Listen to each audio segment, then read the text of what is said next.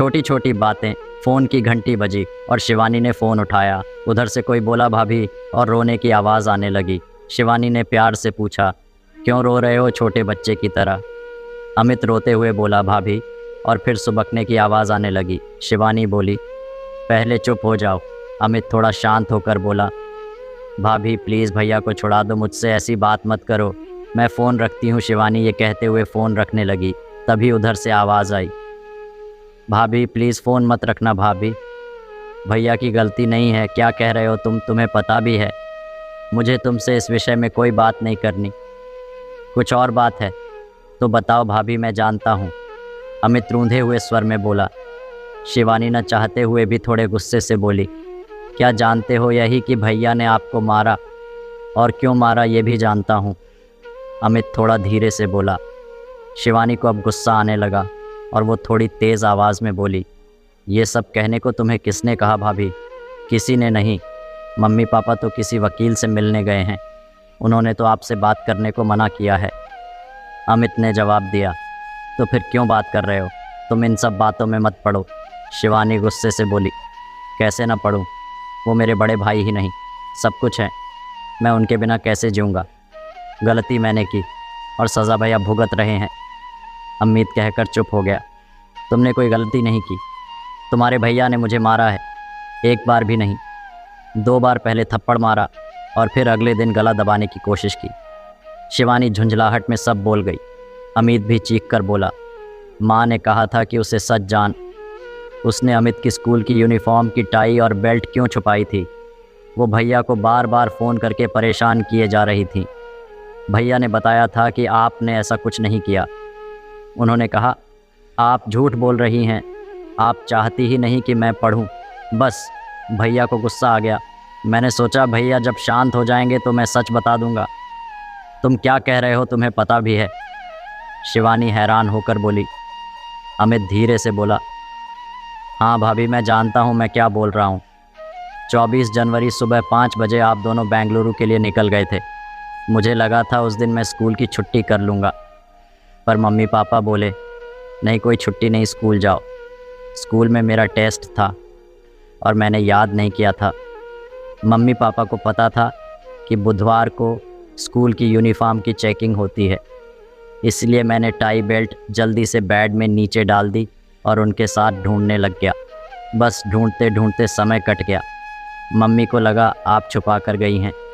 उन्होंने तभी भैया को फ़ोन लगाकर गुस्से में आपके लिए बहुत कुछ कहा और साथ में ये भी कह दिया, आप चाहती ही नहीं मैं पढ़ूं। मुझे यह नहीं पता था ये इतनी बड़ी बात हो जाएगी सायनरी भाभी। शिवानी ने दर्द भरी आवाज़ में कहा, तुमने ये बात अपने भैया से क्यों नहीं बताई? मैंने भैया को फ़ोन किया था, पर भैया ने कहा मैं बाद में बात करूँगा।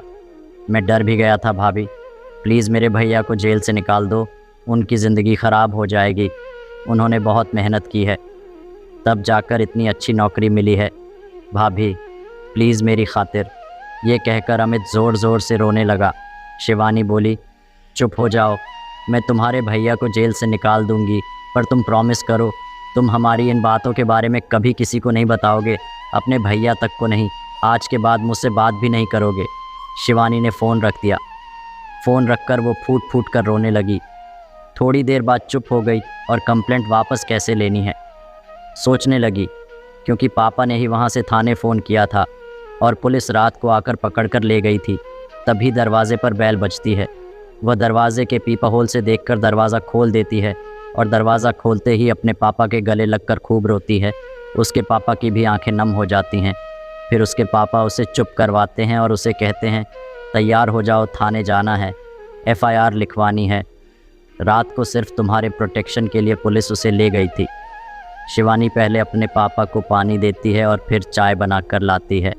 पापा कहते हैं, चाय क्यों बनाई? शिवानी कहती है, पापा पहले मुझे आपसे कुछ बातें करनी है, और फिर वह बैठकर सब बातें बताती है। बातें सुनकर पापा एक गहरी लंबी सांस लेते हैं और कहते हैं, तो अब तू क्या करना चाहती है? दुखी मन से पूछते हैं। पापा मुझे कुछ नहीं करना, बस आप उस इंसान को जेल से निकलवा दो और अब मैं अपनी ज़िंदगी खुद ही जीऊँगी।